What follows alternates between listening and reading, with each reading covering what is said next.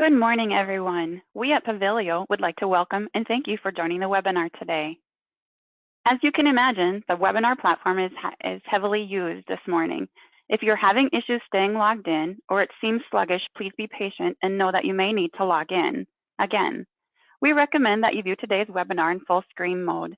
This can be done by clicking the full screen button on the webinar's control panel. You may notice the control panel is in your viewing way at times. Use the orange arrow to collapse and expand it. We encourage you to use the questions feature located on the control panel to type and send any questions that you may have during the presentation. However, we highly recommend watching the entire presentation before asking questions. We have dedicated time at the end of the webinar to answer some of those questions received. All attendees are muted as we are recording this webinar. We will be sending the recording in a follow-up email within the next few days. At this time, I would like to introduce our presenter, Prabha, our president. Prabha, it's all yours. Thank you, Christine. Good morning, everyone. Thanks for joining us today. It's been a while since we've spoken. It's almost been about 100 days or so. A lot has happened in the last 100 days. And first of all, I hope all of you are staying safe. A big thank you to all the caregivers out there, especially part of your organization that have been out there helping and taking care of those in need. Big thank you to them. Let's sort of dive in. I've got a couple of things that I want to say. Since it's been about 100 days, while the world is experiencing a pandemic and the world has changed for most people, we've also experienced a variety of changes, but one thing remains constant, and that is that we've kind of continued, and the development team has continued to build and work on Pavillio. So today we're going to cover what we've done since the last time we spoke. Some of you may not have been on the last webinar, so if you haven't, you're in for a pleasant surprise as you go through the new platform. And others who have seen this in the past, we're excited to show you some new features. Let me dive right in.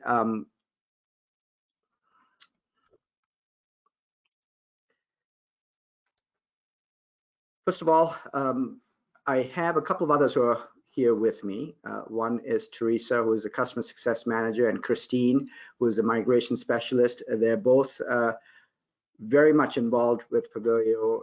Teresa, who has been with the company, was a biller and did a tremendous job billing for several of you out there. And now she's taken on the role of a customer success manager. And Teresa, say hi. Good morning, everyone. Teresa, your role as it is today, you work with everybody who's out there who calls in, who has an issue or needs some help. What are some of the other things that you work on? Well, I'm here just to make sure that everybody is successful with their company, and I want to make sure that you are happy and that things are going smoothly.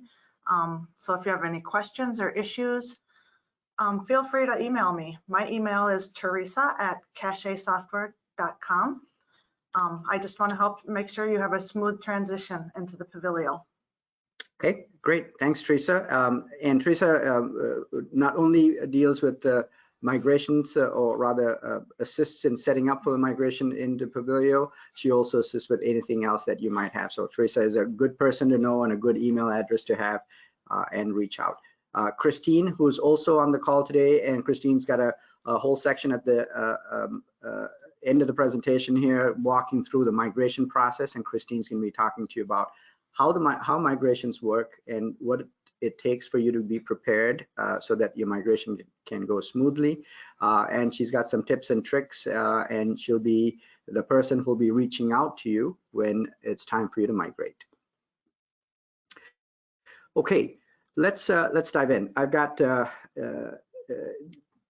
few things that I want to cover today. Of course, the demo itself is the purpose of this webinar. We want to show you what we have within Pavillio, but I thought I'll set the stage and talk a little bit about what Pavillio is. And one of the things I want to clarify is it was interesting. We didn't think about this, but we built the platform, branded it Pavillio, and all of a sudden we got some questions going, hey, did you guys sell Cashe to some other company? And the truth is, no, we did not sell Cashe. Cashe is still here. Cashe is the company, Pavillio is the product and platform. That's the name of the product. No, it's not a separate company.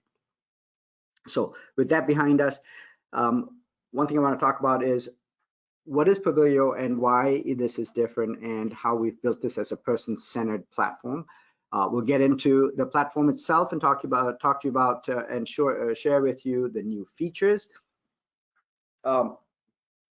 Christine is then going to cover migrations and how we move forward, and then we'll have some time for questions.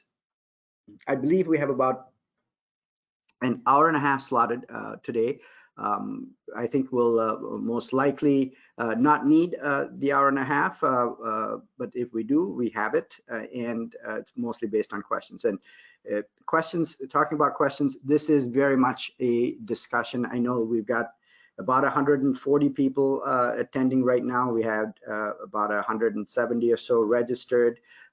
So about 150 people or so will be on today. So it's difficult to have a interactive question, interactive discussion, but please feel free to drop your questions into the question box, and we'll field as many as possible. And as usual, questions that come in will be then transcribed and answers sent to everybody. So you'll get that probably within the next couple of days. So let's talk about Pavillio itself and what the rationale behind building this platform is. I think the most important thing to recognize is we're in the business, all of us are in the business of caring for those in need.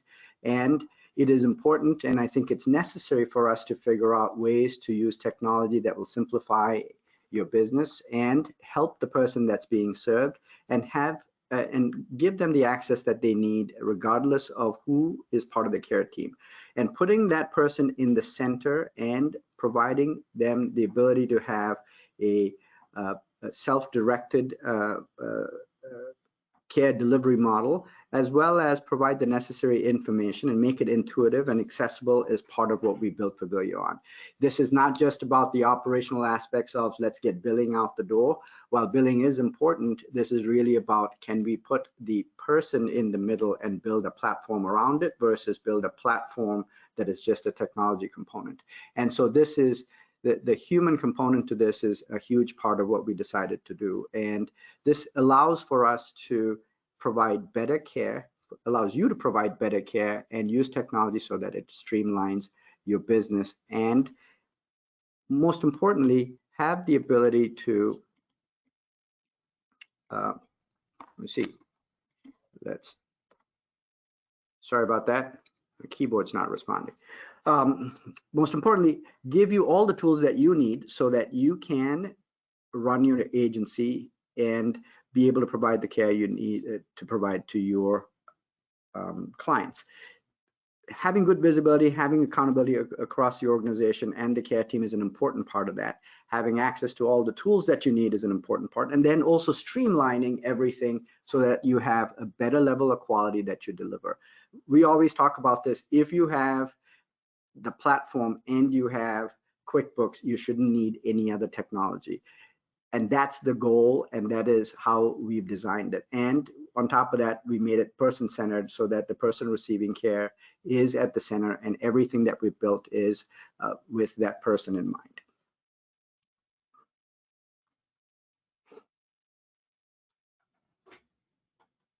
It's also important to recognize that this is a brand new platform, and this is not a skin that we have put on legacy Cashe software that you use today. This is a completely new platform built from the ground up, and it is built as a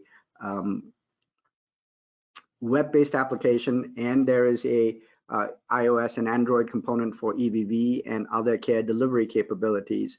And it's also, I call it infinitely scalable, because the system will grow and add servers and capacity as necessary as the load increases on the platform. So essentially don't run out of the ability to process, and you won't suffer any performance degradations. And that kind of new technology and architecture is what's gone into this platform. So this is brand new, and we talk about how no one is building a brand new platform in 2020, and we are, and Pavillio is that.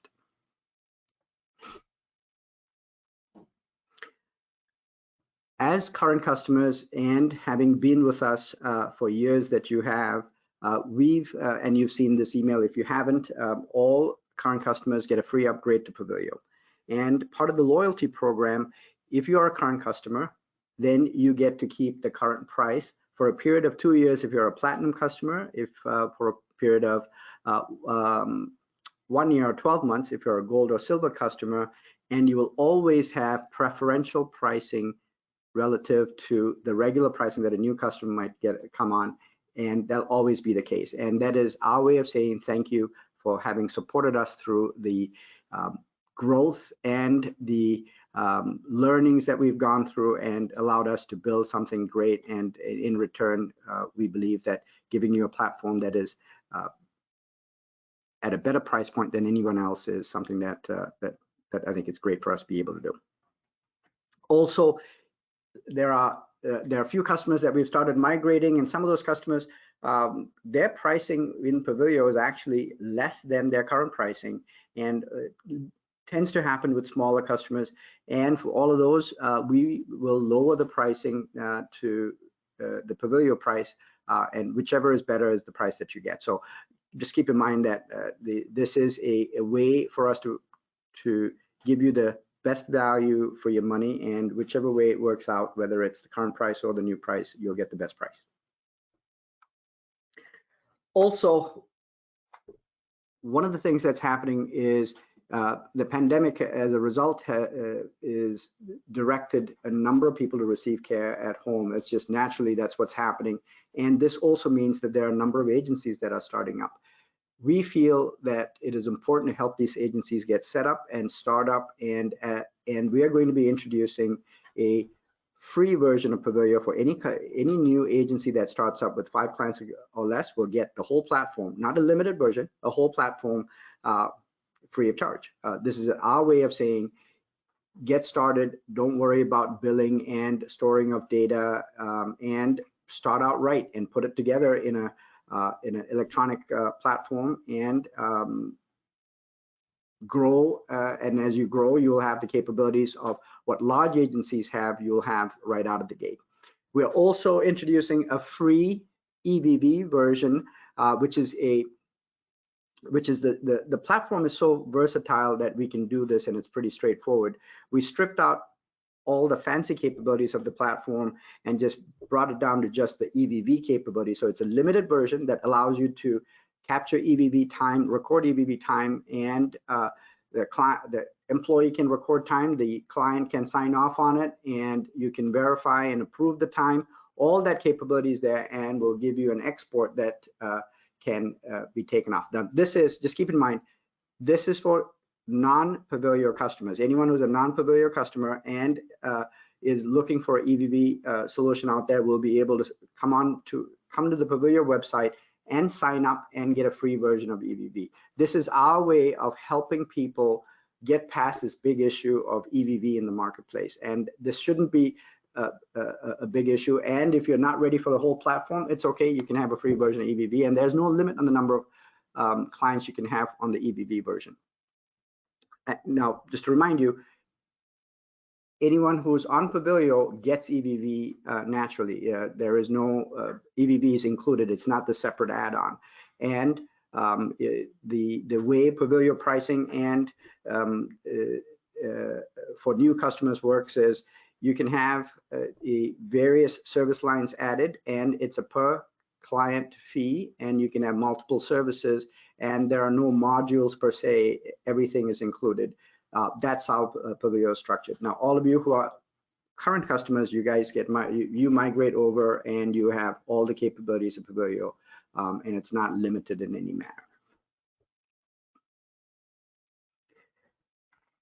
Okay, there's just some background, some information, as well as the loyalty program. Now I would like to jump into demo. So let me switch over.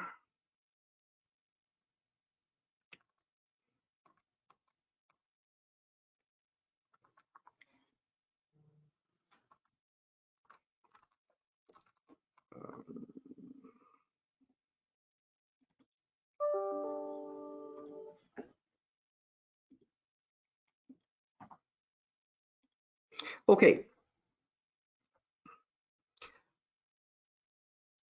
Let's start with this is the platform. Those of you who've seen it in the past, bear with me as I cover some basics for those who haven't joined us in the past. The platform has every user has their own dashboard. The dashboard's based on the role that you are. If you're an agency owner, you get a different dashboard. If you are a QP, you may get today's appointments for clients, and you may have your schedule showing up here. If you are a biller, you may need to see eligibility information.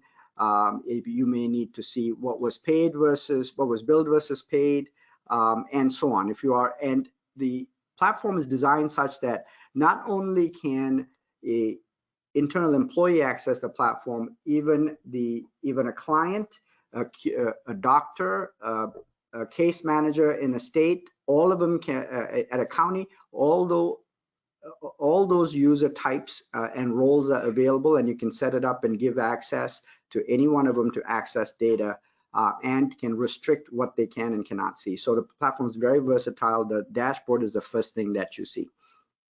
So what I thought I'll do today is walk you through some of the capabilities of the platform, starting, of course, with the platform is person-centered, client-centric, person-centered. And so I thought what I'll do is walk you through some of the capabilities that are built in and surrounds the person's profile. Here's a sample client. Marjorie is a existing client. She has a case manager, and there are various caregivers, and Lori, I believe, is the QP for Marjorie. And there's a lot of information that is captured. What you saw in Legacy is being transposed and provided in a manner that is more organized and easier to look at, and it's available on any platform. You could be on a laptop, you could be on a tablet, you could be on a cell phone, and you can still see the same information. So I'm going to walk you some general information here. Here are the different services Marjorie receives: homemaking, respite, personal care. Here are the service agreements associated with the services she receives. Here are some of the schedules. Those of you who are familiar with scheduler in Legacy, this is not scheduler. This is schedules, as in I want to schedule a client with an employee or an employee with a client, and a QP's schedules to go visit a client. The traditional term of schedules is what this is. And you have all that information. You can look at it by client, you can look at it by a case as a QP, or by an employee. Various payers and the MA or MCO numbers associated with each payer. As many contacts as you want, you can add and maintain various types of contacts. It's up to you how many different types of contacts you want to have. We have a concept of preferences. We'll talk a little bit more about this. You can set up preferences for Marjorie. Marjorie has pets, is not a smoker, and when you're ready to go and find a caregiver, you can actually match against Marjorie's preferences and the caregiver's preferences and find the highest match so that you can get the right caregiver to that client. Now, may not apply for PCA choice and certain services, but the capability is there so that if you have a pool of caregivers and clients and you needed to find a caregiver, you'll be able to do that using the preference matching capability. And also keep in mind that this preference matching capability will then expand into what we call on-demand capabilities, and that is where a client can request a caregiver from your agency if for some reason they are unable to, if someone's unable to provide care. And especially in PCA choice environment, if you needed to find a caregiver, this might be a way to do that as well. That feature is not available yet, but the infrastructure, the underpinnings are in place.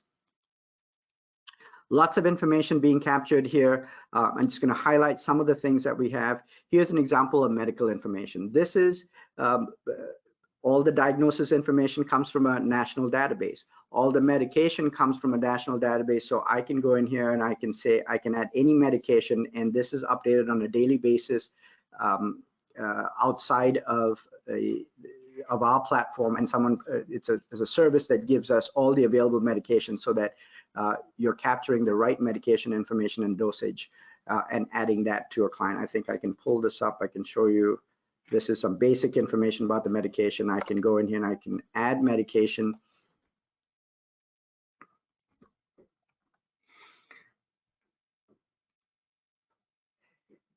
Here are all the various types of various versions of Tylenol, and the search is pretty sophisticated, where even if it is not the exact medication, if it's related, it's going to bring it up, and you can pick a medication and add that. Allergies comes from a national allergy database. It's not something that we made up. We are subscribing to a data source so that you have this information. Another interesting one that we've added, that we have planned for and we plan to add here shortly, is the ability to capture hospitalization information. Minnesota is a encounter alert system that's in place. Here are all the different participants of the encounter alert system. And if one of your clients goes into the hospital, then we would get an alert, which then automatically would come here and update the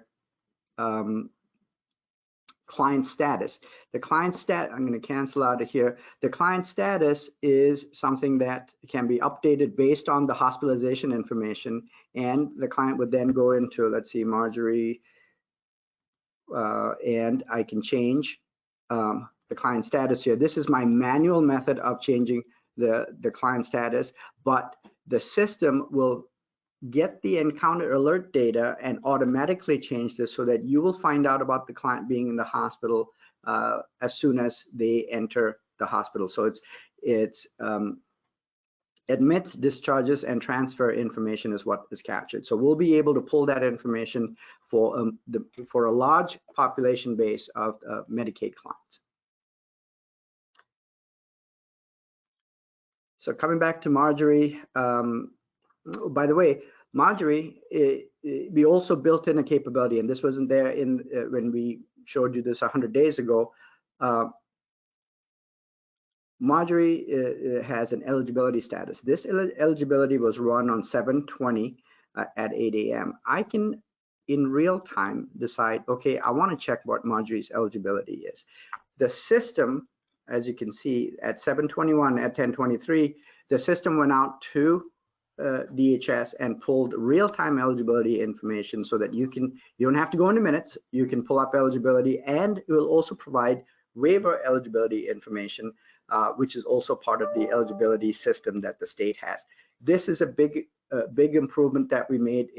Now the system automatically does eligibility on a weekly basis, but if for some reason you need to check eligibility today, for example, if you're doing a intake of a new client, you'll be able to check their eligibility immediately without having to go into minutes and type that in. By typing in their MA number, date of birth, and you'll be able to pull up eligibility right away. So this ability to connect, and this is what we've been doing. We're based in Minnesota, serving Minnesota agencies. We are building bigger and better capabilities and better integration with the state systems so that you have a easier platform to run that does all the back end work, and you don't have to jump into many different systems to do this. So we planned, so this is eligibility. I talked about this 100 days ago. We built it, it's up and running.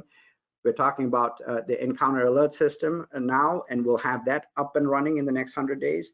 And there are other capabilities that we will build in, which will make it easier for you to work with the state of Minnesota as you continue to provide care for the recipients.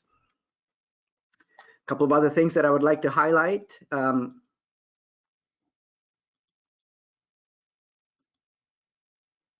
We did medical information. Let me show you documents. You'll have access to a full set of documents that are mapped. So any data element within the system can be mapped to any document, and we'll give you some documents to start with. Here is I believe, what was this? It was this a tech change form. You're familiar with this. The system will has the ability to fill out the information and generate this tech change form, and then you can download it and you can send it out. And we also give you the capability to actually put any PDF file and map any field within the system on your own. So if you decide that you've got a special intake form that you like and you want to use that, and there's a special form that you route around your office, okay, no problem. You can take that PDF file, come into, and I'm not going to go into the details of how to do the mapping, but the mapping capability is built in to the platform. You would then select that PDF form, pick the fields that you want to map, and you can map it yourself and generate any form. So you could have a whole list of forms here that's specific to you, as well as we'll give you a list of forms that are the standard forms that you need for clients and employees for the services that we have available and the platform's ready for. So great way to incorporate any document, PDF document that you might have.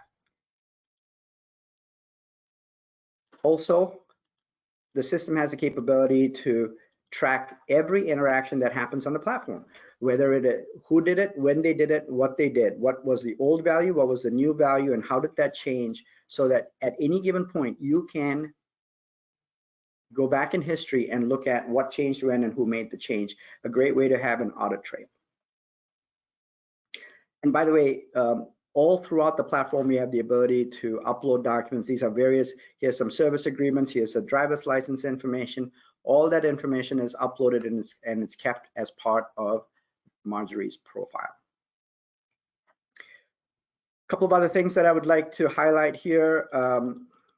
Let's take a look at Marjorie. Oh, by the way, here is 245D services. 245D basic services have IAPPs. Here is an IAPP. I may not have a lot of data in here, but yes, you can create an IAPP, add an IAPP in here, and that becomes part of Marjorie's care delivery, and the care plan or IAPP is included as part of the care delivery documents. So the system has that, and we also have, I believe we may have, yep, the IAPP is here. The CSSPA is also here, which let's look at this. Here's the CSSPA. So 245D clients have a CSSPA, a complete CSSPA can be transcribed and kept here, and has all the capabilities of, you can clone the CSSPA, you can after you do a reassessment, annual review, you can then add a new CSSPA, you can have expiration dates associated with it. So all the capabilities of what you might do on a piece of paper, you have within the platform, and you can manage that here so that 245D customers, 245D clients, and their information can be managed. By the way, the current capability of the platform is PCA and 245D basic, and we'll walk you through when the other services are going to come online. But currently, we have all the necessary documentation for 245D basic, and we have all the necessary documentation and billing capabilities for PCA. Let's take a look at service agreements. Let's take a look at this. Here are various service agreements. The system has the capability to keep track of all of them. One of the things that we did with the system that Legacy doesn't do is there's lots of checks and balances. For example, you cannot have a service agreement that doesn't conform to the care plan. You cannot have dates that are mismatched. You have the system watches and tracks this information so that you don't have billing errors. So a lot of the billing issues that finally show up as denials actually can be prevented way up front, way upstream, and a lot of those things are the enhancements and the features that we have built in. talking about integration with the state and pulling data, we decided that we want to bring across service agreements easily, and we see a lot of errors in people when they transcribe service agreements. So let's take a look at a service agreement. Here's a service agreement. This is a sample service agreement. It's got some information and some fake data here.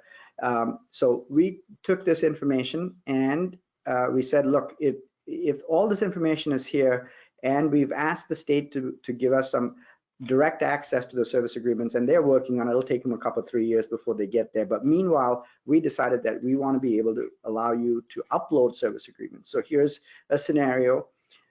Here is a PCA service agreement, and I'm going to go find this service agreement, which is this one right here, and I want to upload it. And here you go. This is the service agreement number. Here's information. I'm going to pick a issue date here. It doesn't have waivers. I'm going to say it's private. It's MN. And here is the diagnosis code, and it pulled the diagnosis code out of this service. Where is the diagnosis code? It's up here, right here. Here's a diagnosis code. It was able to pull that out of the service agreement.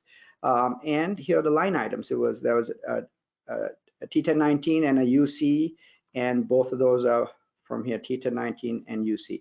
So this is an example of the kind of things to come within the platform. We are really thinking about where do people spend time, where do errors happen, where can we prevent those, and how do we automate it and streamline it so that you don't have to manually do this work. And this is one of many things that we will be bringing over from Minutes. This is the first one. And when you have affiliation files, letters that come through Minutes, those will also be pulled over. So this is because we've established a connection, the ability to transfer data from DHS, this allows us to do this and many more things down the road.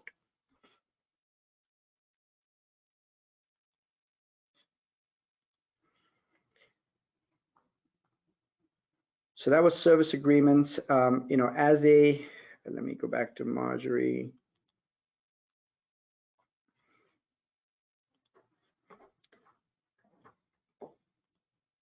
We have easy, various things that we can do. For example, as a QP, we want the QP's job to be as easy as possible. We want the QP to be able to walk into the house and do a 30 or 60-day assessment. And the QP can go in and start a assessment.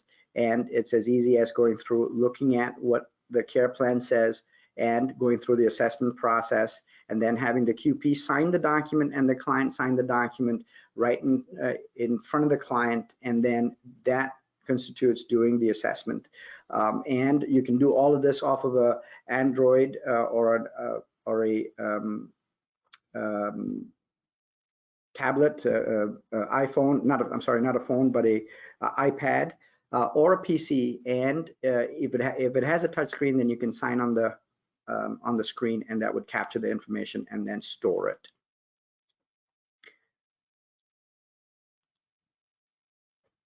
The system has also the capability to clone a care plan so that you don't have to edit it. So even when you do an assessment, it brings across the data and allows you to modify it, or you can clone a care plan so that you can set up after a reassessment, set up a new care plan. So all of that, we've thought through what it takes for you to run your business, and then we've gone through and automated it. A lot of information in the client profile, and we'll continue to add more capability here. Let me highlight a couple of other things. Incoming clients are people that you're doing intake with, and the system has the capability to track incoming clients and the various statuses that somebody is in. And this allows you to go through and then say, okay, where is the client? What information has been captured?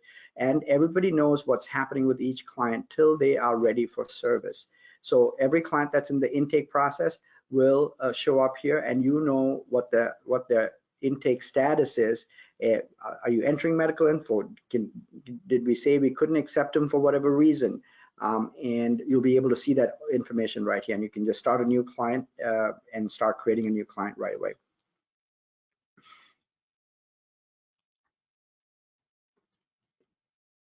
Let's talk about employees. Employees, there are a couple of different capabilities. One is the hiring of employees and the process by which you are going to have someone apply for a job and then go through and hire them. And once you hire them, you would move them into employee setup. Now that they have accepted a offer letter, then they become an employee, and then you go through the employee onboarding process. And very similar to the client intake process, the employee onboarding process is all the different information you have to capture. And I want to point out that in every step you can add documents that you need to add and attach that, and that becomes part of the employee record. Here is some information here. Here's some pay rate information. The basic pay, overtime pay, multiple pay rates, all those capabilities are available within the platform. And then once the employee is onboarded, then they become a current employee, and they're ready and ready to provide services. Employee information, very similar. There's a lot of information here. You can capture various things. The idea is we give you the capability to keep all of their information, but its certifications, their past work experience, and the ability also here to track anything that's happened to this employee record will show up as a transaction, and you can say, date of birth was changed by so-and-so. Here it says Pavillio admin was the one who made these changes, but it'll be the name of the user and the change that they made and when they made that change. This allows for you to always be able to track and find out, okay, did we do something? Who made the change? When did it happen? And at the time of audit, you can then go back and say, here's where things are. So we talked about employee, we talked about the client, and you get an employee and client together to provide service, you need to schedule them. We have a full-fledged scheduling capability, and let me see if I can pull up Marjorie's schedules, and it's going to, maybe not Marjorie, let's find somebody else.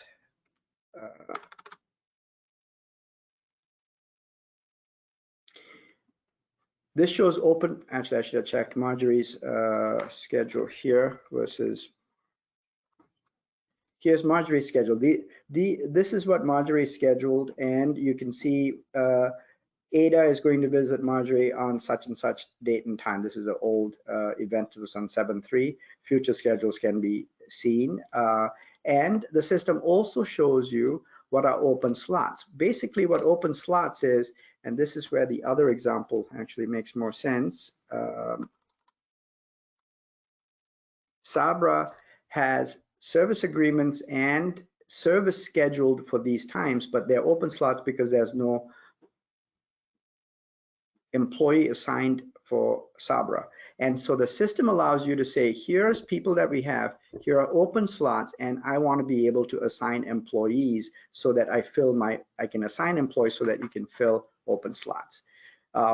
So assigned employees, I can go in here and say, here, we have a few examples of employees.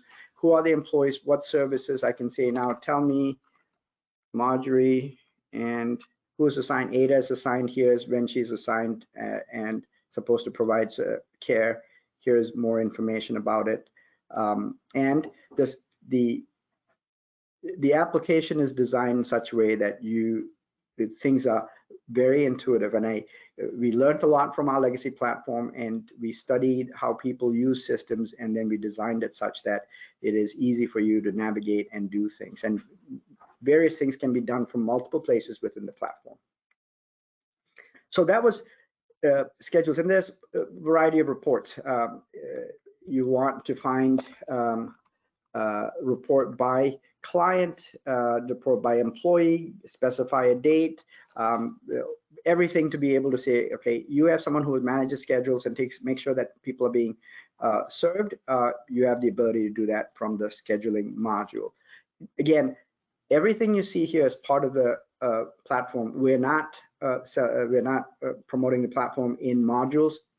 We believe that for you to run an agency, everything is necessary. Therefore, we will everything you see is what you get when you migrate to Pavillio. So we talked about clients, we talked about employees. I showed you how scheduling works. You get a client and employee together so that they can provide service. Okay, then what happens? Now we're going to visit management. Visit management, you have the capability to do timesheets. This is stuff that you're very familiar with. Today's timesheet, you can go in, you can say, I want to enter timesheets for this date to this date.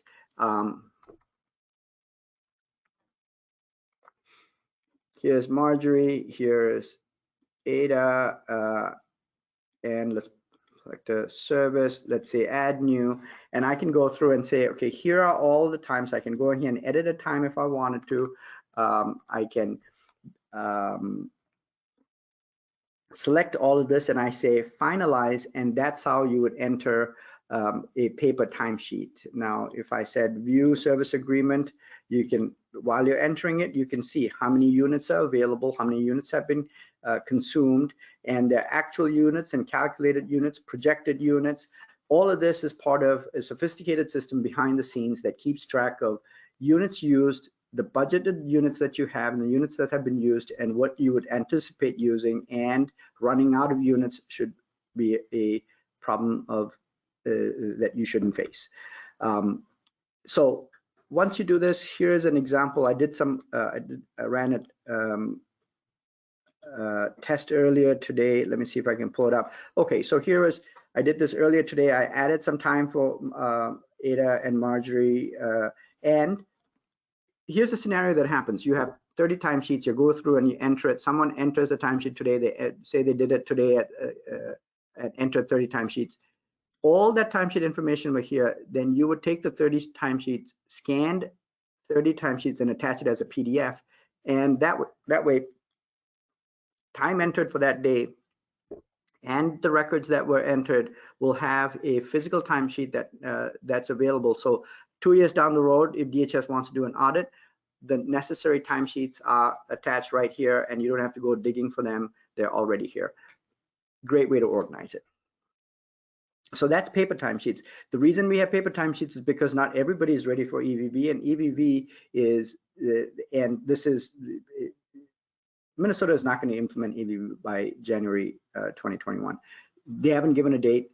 We don't know when, but the reality is that Minnesota is not going to be ready. But regardless, there's lots of benefits to having electronic time. So we have the capability. We have a EVV application. The application allows you to collect time. And I'm going to see if I can jump in and show you what the app looks like. This is a caregiver, I believe. Yeah, so imagine this is an iPhone or Android device, and it's a mobile device. The app works as a native mobile app in iOS and Android, or you can go to a website and have the exact same app and enter time off of a PC if you wanted to. So I'm able to show you this in a web browser, but if you add a mobile app, it'll be, if you have a mobile device, it'll be a mobile app. This is a caregiver. The caregiver has these as care recipients, and there are some scheduled times here.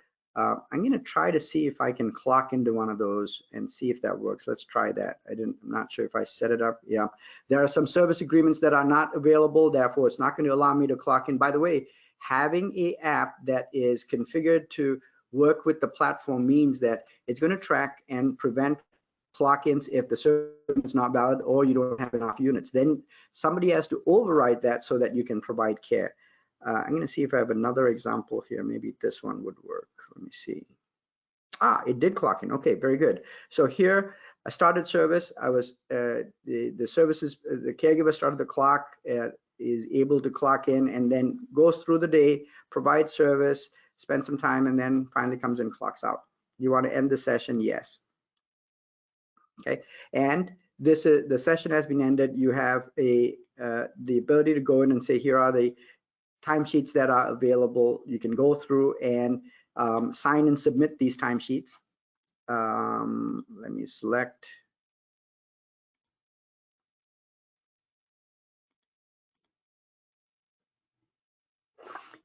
Specify the activities, and then I can select the timesheets. Let me see.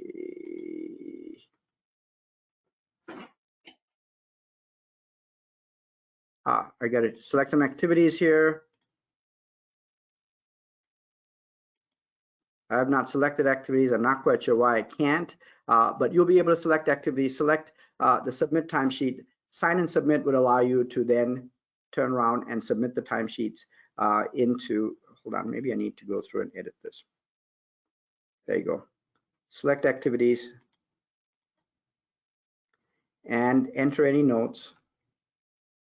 Save it. And do you want to submit? I select that, sign and submit. I go in here and I'm signing on my screen here, and I can submit the timesheet. That was as easy as that, to send a timesheet through. And then what happens is this was the caregiver. I believe I logged in as the client as well. This is the client. This is what the client sees. The client sees, here's when Aaron's coming over to provide care. And by the way, our EVV app will also show you service agreement details, how many units are available, so that the client knows how much service authorization is left. And so if you're running up against the number of units, they're going to know about it. If you're a PCA choice client, if you're getting a number of phone calls with people asking you how many units do I have, or how many hours do I have left, how much can I use on a daily basis, you don't have to do that anymore, because you can actually pull up the app and see how many units are available.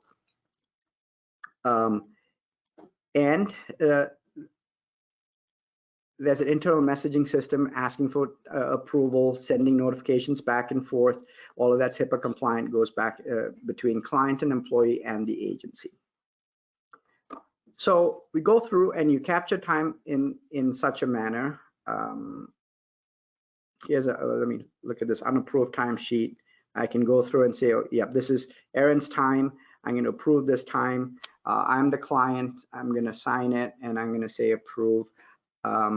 And here, now the time is approved. Now, the system also has the capability where if the caregiver has an app and the client doesn't have an app, the caregiver can actually turn around and sign it and give the phone to the client, and the client will enter a PIN number and will be able to sign on that device as well. So there's some flexibility there. After this time is entered, it shows up as visits in this screen. So somebody at the person who is approving or looking through time is going to get this, and he or she is going to see all the time that's been entered. And the system provides you this view where any time that has a warning, let's see, this was of this particular time was a forced clock out, which means Ada forgot to clock out and the system forced a clock out at midnight. This is a late clock in. And here's another example of someone who edited the clock in and clock out time. So these are warnings. You can look at that and say, nah, you know what, I know this is okay. I can finalize this. Or I can say, you know, this person has been editing time all the time. I'm going to reject this, and I'm going to have a conversation with him or her. So that's what the warnings shows. Incomplete timesheets are ones where somebody has started a timesheet but did not finish it. So they clocked in, clocked out, but didn't sign it. Either the client didn't sign it, or the employee didn't sign it, or the client didn't sign it, and those are incomplete timesheets, and you would see those here. And then you would have to go through and say, okay, what am I going to do about this? How am I going to address it? Here are completed timesheets. You can take the completed timesheets, and again, this is all EVV time that's coming through. You would say, all right, let's select all of these and finalize. And when you finalize it, it goes through as finalized records, just like you do in Legacy. It's finalized records ready to bill. So that's approval of visits. Now I go over to we've already viewed timesheets. Oh, if you ever want to see what timesheets were entered, I believe I can pull all these timesheets that are available. Various timesheets at various levels of status. It's client approved, finalized. It's been moved to the claim register. So this is just a way of looking at all the timesheets that are within the system. Now, once the time is finalized, this is the fun part for billers. All the finalized time comes across into this claim management screen, and it's very straightforward. You would go through here and you would say, give me, I'm just pulling a larger record set so that you can see more data here, but you'll say, give me all the PCA claims that finalized times that now can be billed. What the system does then is it goes through a series of validations, and when the validations, and we have a long list of things that the system checks for. Now, keep in mind that there are many things that we prevent ahead of time.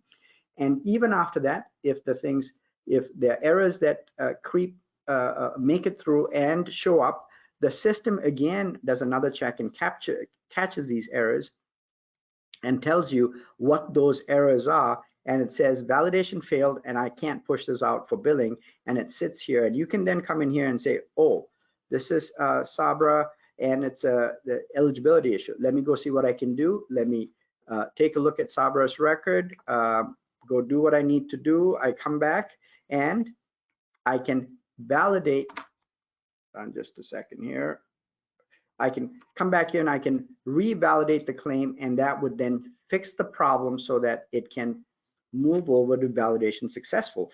Validation success basically means that these are claims that these are service records that are now ready to be sent on, and billing is 10 times easier than it was in Legacy, because after this, all you do is pick this and say send to payer, and the system does the rest. Doesn't matter what who the payer is. Doesn't matter if you have to split files. It doesn't matter if it needs to go to MA or to insurance. It doesn't matter if it's institutional or professional. All of that logic and the decision making, the system takes care of. As far as billing, all you have to do is say select all this, send to payer, and the system works out the details behind the scenes. A huge improvement over how we do claims processing today, and greatly simplifies it. And the whole idea is you don't have to be a rocket scientist to do claims. You should be able to do this easily, and the system should do all the thinking. And once the claims have been sent out, the system comes back and says, hey, here are claims that are still in transit. That means we've sent it over, the payer hasn't responded yet. And this is real-time information. Here are claims that will deny because it has a problem. And if it's going to deny, then you can take a look at the claim and decide what you want to do with this claim and how you want to address it. If you wanted to, and then here are claims that will pay. So you have the transit you'll wait for, will denies you'll take a look and try to fix. But this happens before your remit comes back, and this is the status, same status that you get in the operational dashboard today within Cashe. So now the claims have been sent out, and a while later you get the remit. The remit comes back and it says, here's a claim that was denied, and here's a claim that was fully paid. All denied claims, now we've built in a decision engine which actually takes this information. You can say, all right, here's a claim, it's partially paid. I'm going to select this claim and I'm going to move it to the workbench. I'm not going to move this particular claim, but I have some already in the workbench, so I'll show you that. I'll come here and say, okay, here are claims that will move to the workbench that I am now going to clean up or going to fix. I can go in here and say, okay, let me take a look at this claim. What is the denial code? What really happened? Now I can go through here and say, what am I going to do? I'm going to select this claim, and I can say, Let me modify a service agreement, modify client information, do whatever you need to do to the claim, and then the system intelligently identifies that this particular claim can only be submitted or replaced, as an example. And based on the payer, based on the denial code and the type of service, and did I say payer? Yeah, based on the payer as well, the system decides whether it is a replacement or a rebill, and it does the necessary transaction behind the scenes so the biller doesn't have to know what to do. All the biller knows is, I need to resubmit this claim. Okay, well, the system can do that for you without you having to worry about it. This is a great improvement over legacy, because in the current platform, the biller has to know all the different rules of, okay, this is insurance and you have to actually replace this claim, whereas this MA you have to resubmit, or whatever the two different terms are. But the system does all that thinking for you, so that all you're saying is, hey, I fixed the error, now send it out again, and the system actually knows how to handle that. A big improvement over how we do things today. So that was claims management, and let's jump into payroll. Payroll, pretty straightforward. You specify a date range, and this is my test environment, so let's see if I have how much data I have in here. But essentially, it'll go through and say, here are all the payroll records. You essentially basically download the data, and now you can send it out to your payroll processor, ADP, Paychex, or whoever that you do payroll with, and the system gives you that payroll export. So, so we covered a number of things, and I try to run through a lot in a short period of time.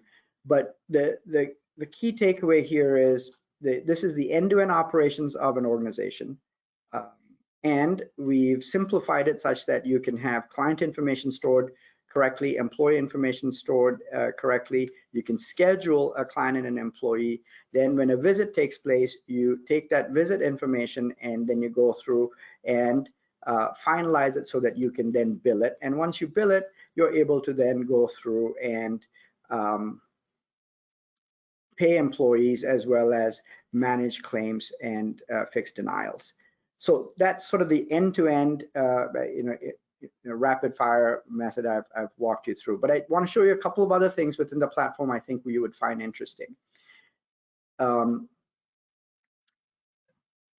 platform has the capability to do your own set of reporting. Here is this is called advanced analytics.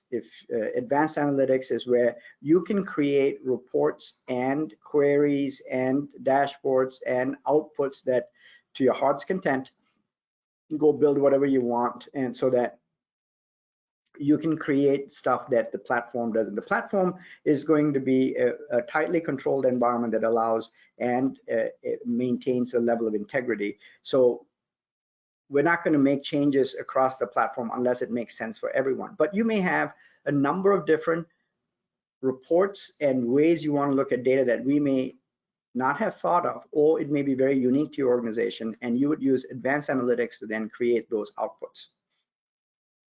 Very powerful tool, a lot can be done with it, and the capability is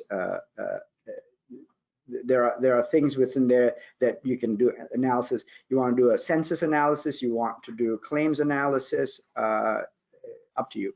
All of that's capable.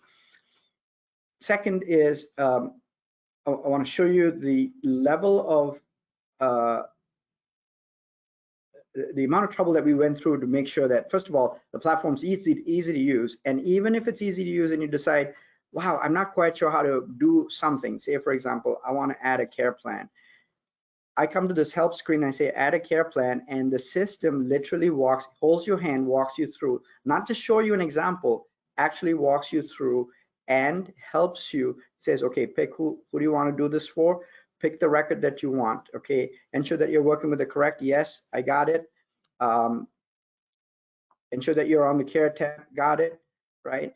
Do you have this? I have both, right? So it walks you through step by step so that it shows you how you can add a care plan even if you've never been taught how to do it, because the system can help you and hold your hand through it and not just show you with an example, but show you with the client that you want to add the care plan to.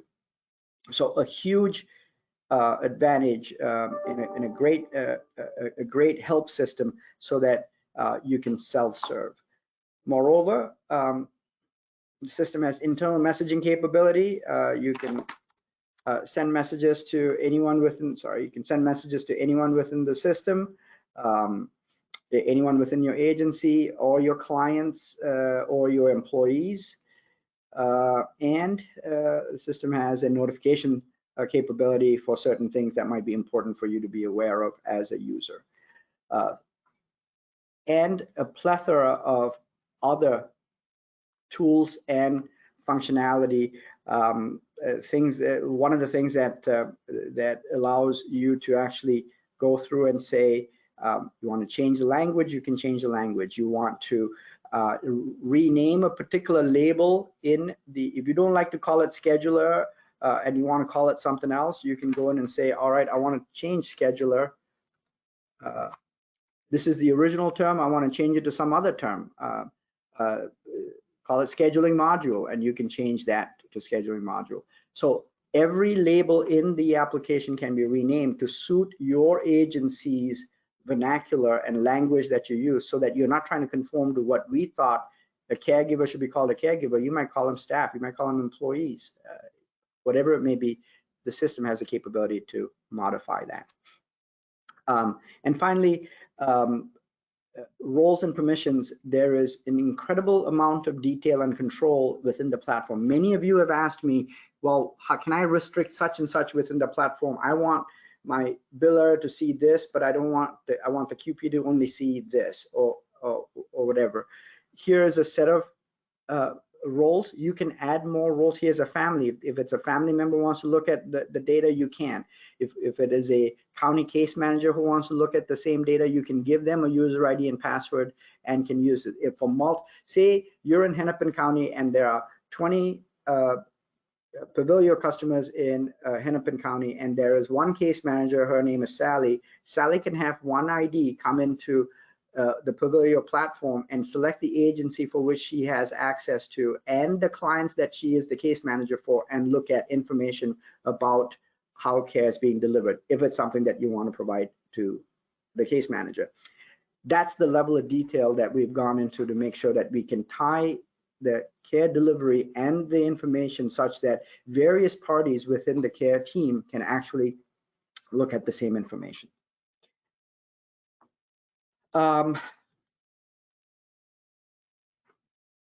It's 11 o'clock. I know I ran through a lot of stuff here. You guys probably have questions.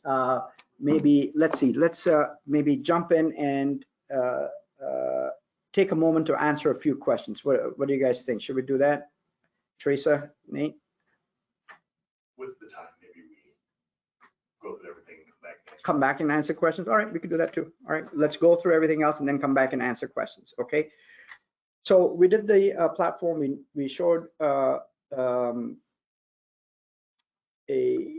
the platform is capable of. Hopefully it's things that you like and things of value to you. Now let's talk about migration. Migration essentially is,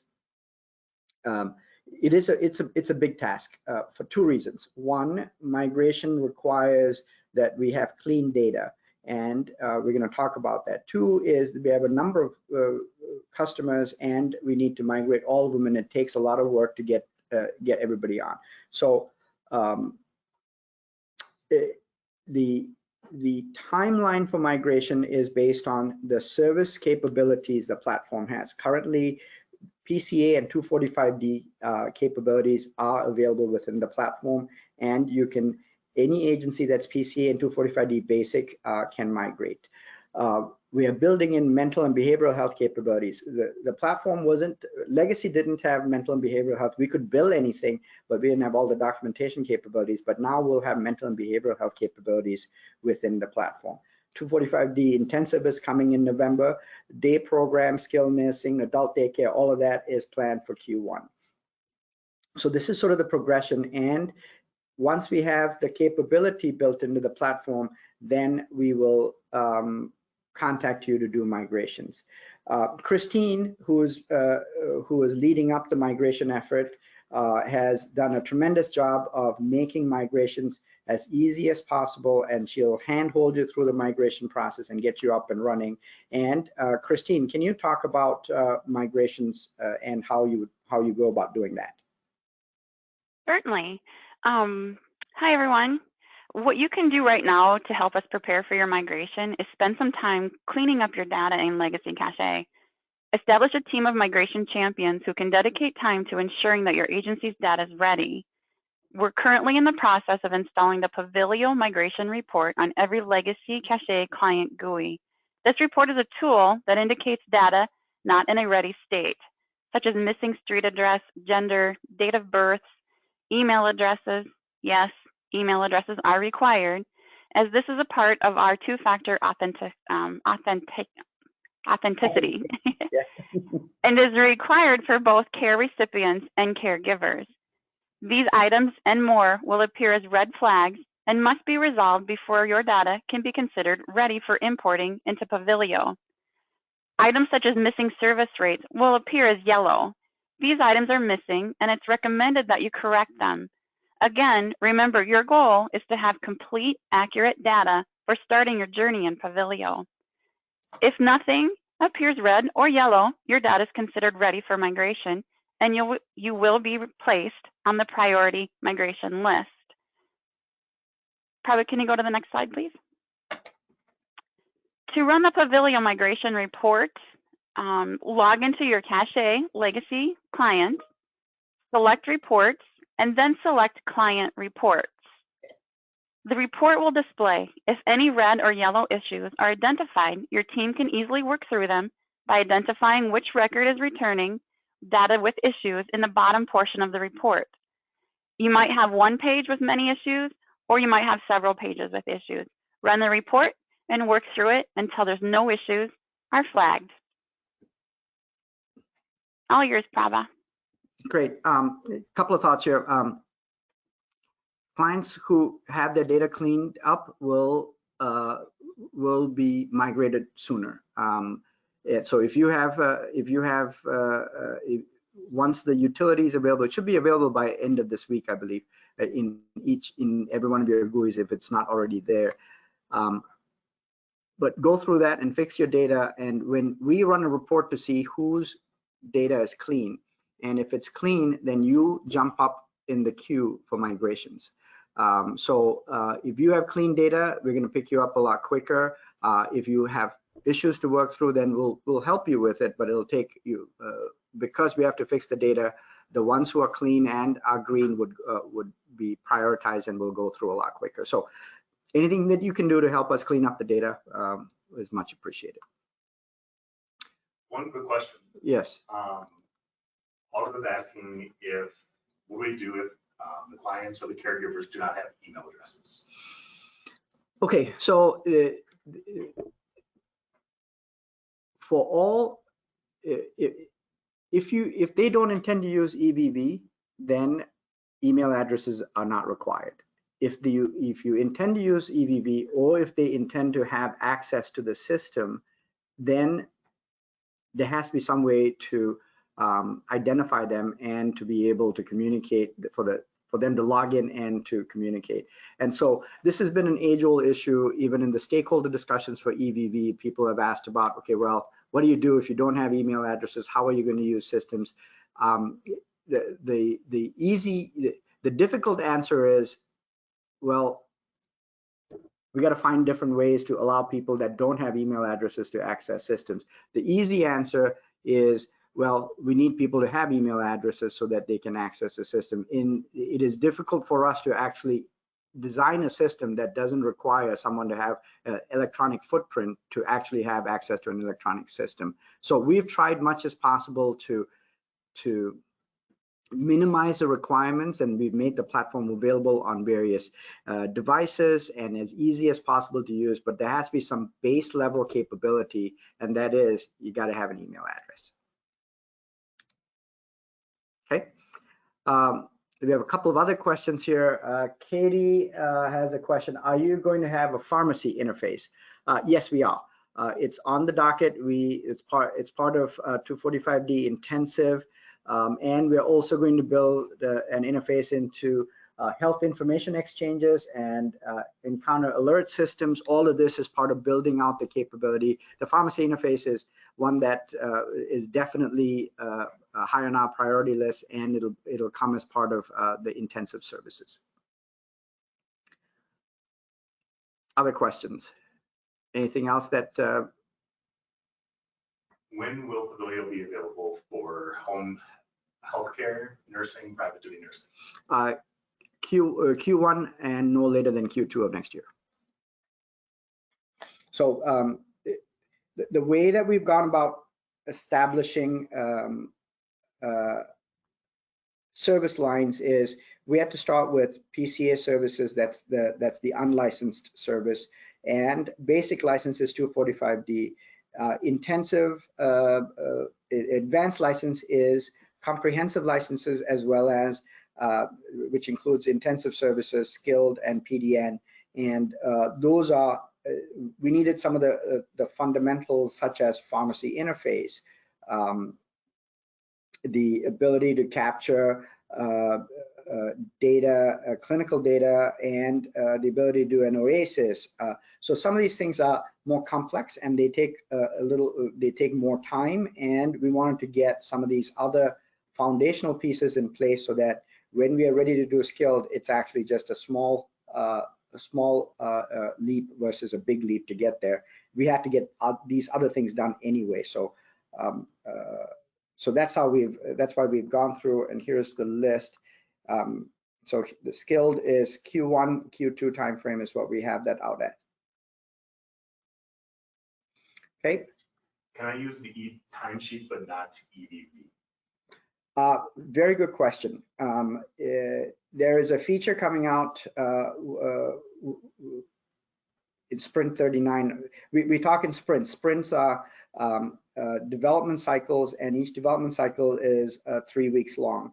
And we're in Sprint 30 and 39, and Sprint 39. Sorry, we're in 38, and Sprint 39 has a feature where we are building in e-timesheet capability, and it's not EVV. So basically what that means is you can use the EVV app, but enter time once a week, and it's not real-time clock in and clock out.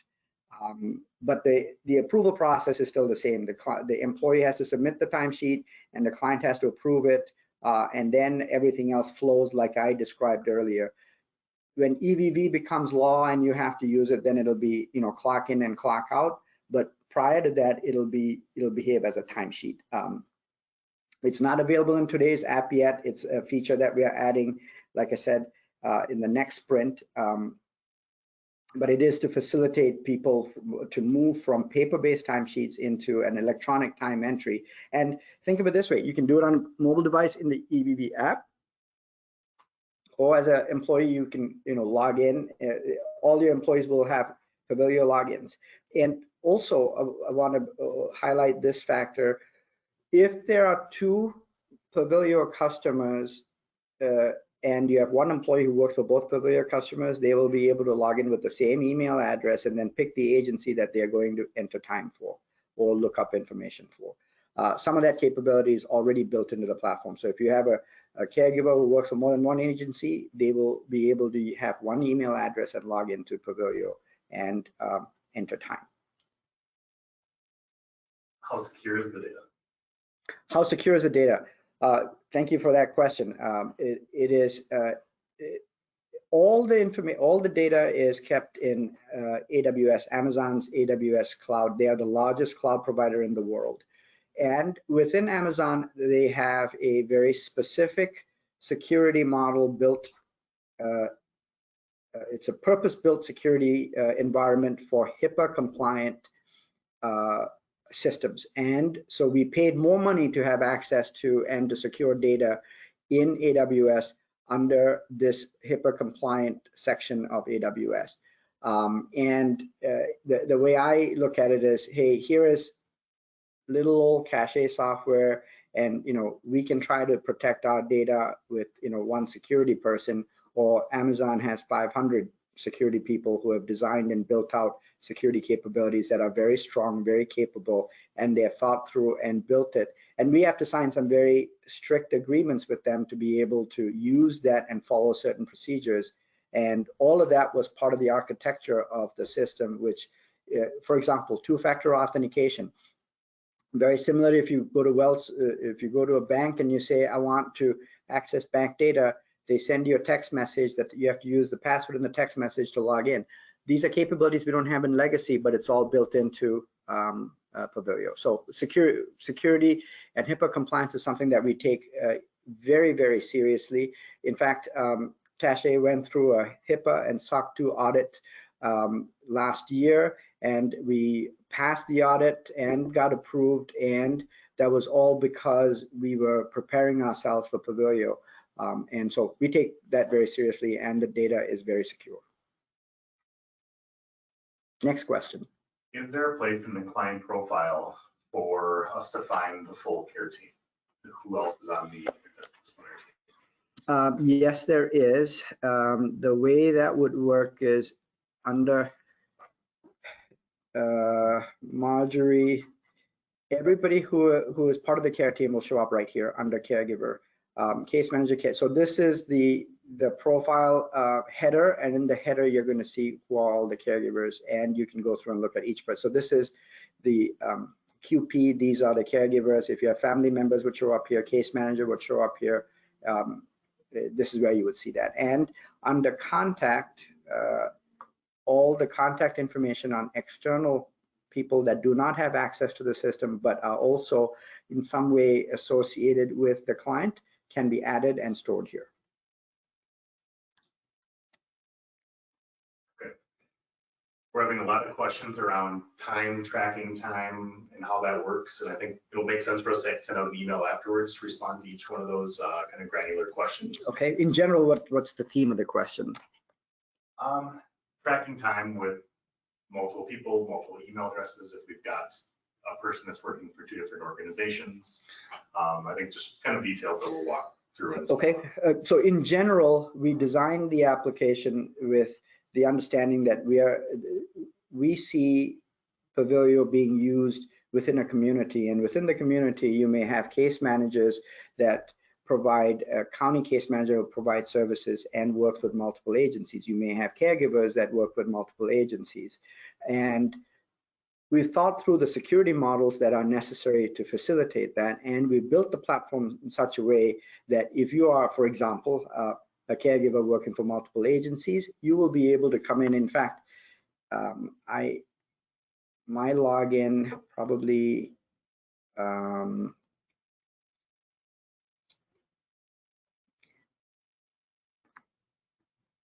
so when I say sign in here, I'm signing in with one user ID. If you were a caregiver who had 2 different agencies to log into, you'll be able to select which agency you're going to log into and then sign in, so that I gotta restart my.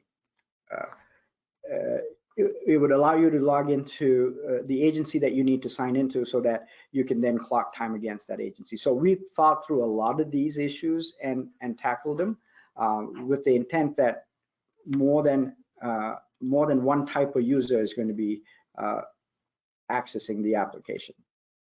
Was there anything else that was specific, Nate, that related to clocking time? And we can give a detail. It looks like there's a number of questions related that we can provide a detailed set of answers around that. Okay. There have been a number of questions around searching for clients. Okay. How do you search for a client? Okay.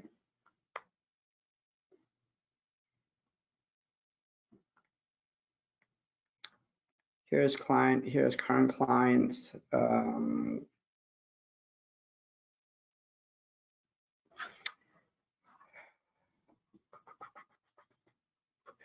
I can go in here and I can say, a couple of things that I kind of glossed over when I was entering information, and let me explain that to you. For example, here I can search for someone, say,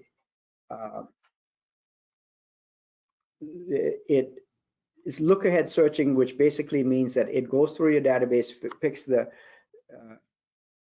letters that you typed in and picks the most likely clients that might match that and bring that up here. So here's a way that I can go through.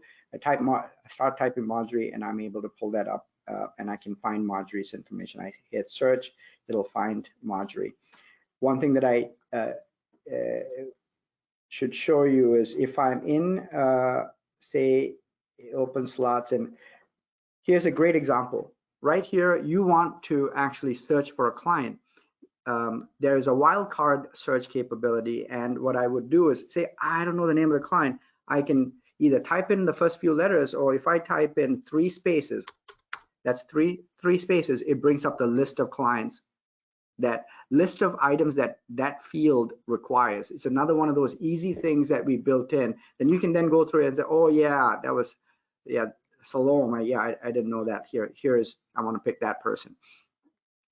So searching is done that way, where if you don't know, employees and clients works the same way. If I'm at any given point trying to type something in, the system is smart enough to know, if I type in 3 spaces, it'll bring up the list of clients.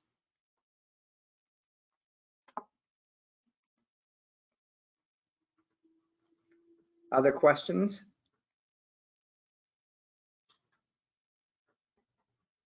Are there any plans for Pavillio to be used in a assisted living or HUD housing?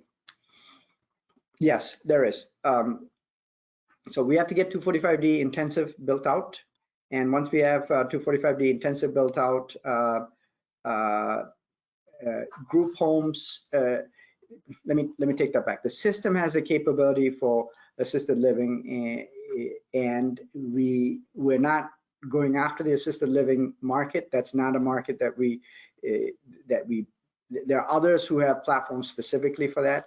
We recognize that Pavillio, once we have the capabilities, it can service assisted living, but group homes and other congregate settings, having the clinical capability and the time capture capability is what's important. And in theory, yes, it can be used, although we don't have assisted living clients. We have some that we do billing for, but we don't have a lot of the documentation capabilities. But once we have 245D intensive built, we will have that capability, and theoretically, assisted living and HUD can use it. Does the EVV app replace the current Cashe mobile app, or will direct care staff still use the current mobile app for transitioning to Pavillio? Very good question. So a couple of things we did. The current mobile app, Cashe mobile app, was built with EVV in mind. And honestly, when we built it, because of the legacy technology that we have with the current Cashe platform, we had to build a separate app, and it then connects back and forth with the legacy platform. And it was the only or the best way we could do it given the constraints. But when we built Pavillio, a lot of the technical complexity of connecting 2 different applications went away, and we took the front end of the legacy app and cleaned it up, made it look prettier, and cleaned up all the back end and connected it directly into, built it directly into Pavillio. So this is not a separate app living in 2 different places. It is the Cashe mobile app reimagined as a brand new app, and so we also wanted to make it easy for people to transition, so that if you're using the mobile app right now, when you tell the caregiver, hey, listen, I have a new ID and I need you to go here, they're going to look at it and it's going to be very similar with a number of enhancements, but it's going to look very similar. So there's very little or no training required to migrate them from the web app to the Pavillio EVV app. If for some reason they don't like Pavillio, will they be able to export the data and move to another system? that option is always available, and it's available today. If a customer says, I don't like Cashe, I want to leave, I am contractually obligated to give you the data. Pavillio is no different. All the data will be, it's your data. We are just housing it for you, and if you say, give me my data, then I'm contractually obligated to give you the data.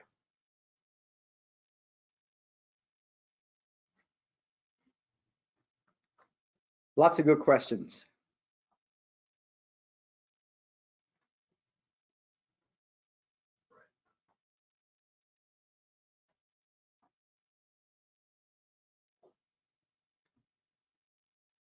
I don't think he's running out of questions. No, He's got not. so many. He's got so many, trying to pick out the ones that apply to everybody. There are a lot of questions around the MCOs. Mhm. Are you able, we've shown a lot with the DHS integrations. What about MSHO, SNBC, and other MCO programs? All MCOs will be handled through a clearinghouse, and all clearinghouse connectivity is enabled. A couple of things that I want to highlight here, and this is some technical details, but the system, we built the system with a lot of forethought. Any type of pair can be set up, and we have built a very sophisticated connectivity tool set that allows us to connect to a trading partner, a clearinghouse, or if you have your own credentials, you can come in and set up and connect directly to a payer. And so the answer to can we connect to MCOs? Absolutely. We have a clearinghouse capability. The clearinghouse is what we would configure for you, and there is a very scalable system behind the scenes that actually takes your claims, figures out what the clearinghouse communication parameters are, sends the files, does all the same things. Whenever, if the payer gives you claim status, then we will pull that claim status. If the payer gives you eligibility information, we'll pull the eligibility information. In fact, all Minnesota eligibility information comes from one source, and we connected that one source to pull eligibility information. So even if that payer doesn't have access to that directly, we can actually pull eligibility information. Long story short, doesn't matter who the payer is, we have the capability to access and bill that payer. Okay, that's a lot of questions, and there are many more questions that have come in, and unfortunately we are running out of time. This has been, I thought it will be done in about an hour, but we took up the whole hour and a half. I'm glad that you guys had some really good questions. I appreciate all the questions, and most of all, I appreciate the support of all the customers that have been with us. We built this platform because we recognize the need for a better tool in this industry, one that helps you run your business easily so that you have more time to provide care for those that are in need. And we feel like we have really focused on that and built a person-centered platform that allows you to focus on the people you care for and leave the paperwork and the regulatory compliance related back office work to us, so that you can actually go grow the business and provide more care and have more predictability in the revenue you get without having to worry about the denials. Because some of the data that we have gathered, and we have about 2 minutes here. Nate, do you want to talk about some of the data and the denial rates, just as a closing thought, and the importance of having the Medicaid denial rate and what Cashe does and what Pavillio will do? I think that having the systems in place and some of those checks and balances that Prav was walked throughout the day is really critical to making sure that we get those first-time denial rates as low as possible. Right now, across Medicaid, the average denial rate is around 18%.